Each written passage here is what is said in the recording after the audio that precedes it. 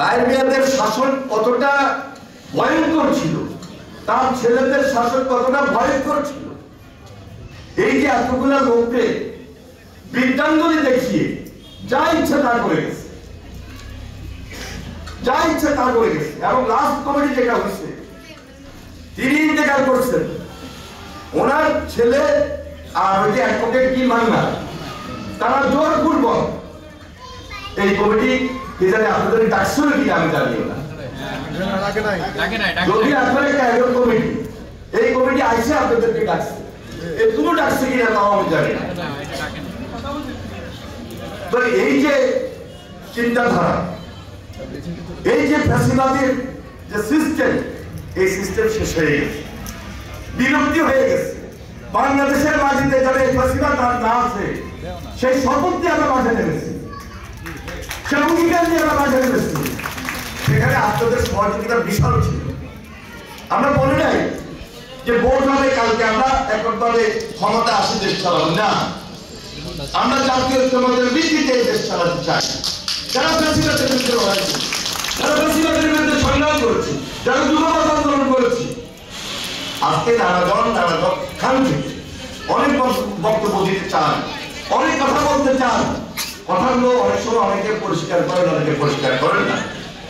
এই জামাত ইসলামের এখানে নেতৃত্ব আছে, তাদের উপর পর্যায়ে এক এক সময় এক কথা বলে অনেক কথাগুলো, এটা কিন্তু হয়তোবা নিজের রাজনৈতিক অবস্থানটাকে আরো সুদৃঢ় করার জন্য বলে, কিন্তু প্রকৃতপক্ষে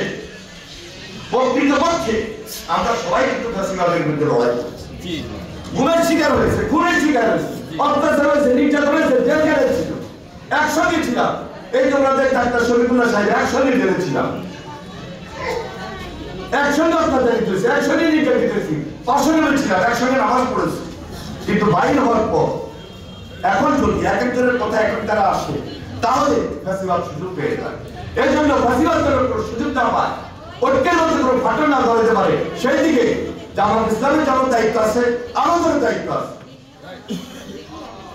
আমরা এই দেশের মানুষকে অভয় দিতে চাই, আমাদের ঐক্যের যেন কোনো ফাটল না আসে। আপনার আদর্শ ভিত্তিকে আপনারা রাজনীতি করবেন, আমার আদর্শ ভিত্তিকে আমি রাজনীতি করব, কিন্তু ফ্যাসিবাদকে আনার জন্য রাজনীতি করা যাবে না, কর্তৃত্ববাদকে আবার কর্তৃত্ব করার সুযোগ দেওয়া যাবে না।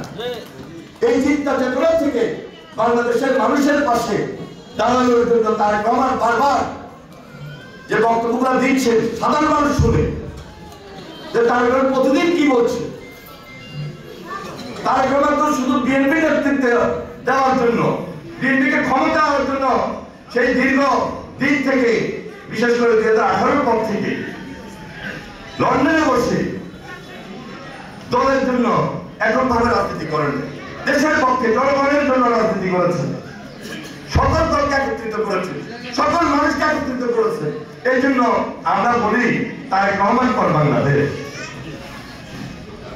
যাই হোক, রাজনীতির বক্তব্য আমি দিব না, উদাহরণ দিয়েছি এই কারণে, কারণ আমরা অনেক রাজনীতিবিদে এখানে আছি।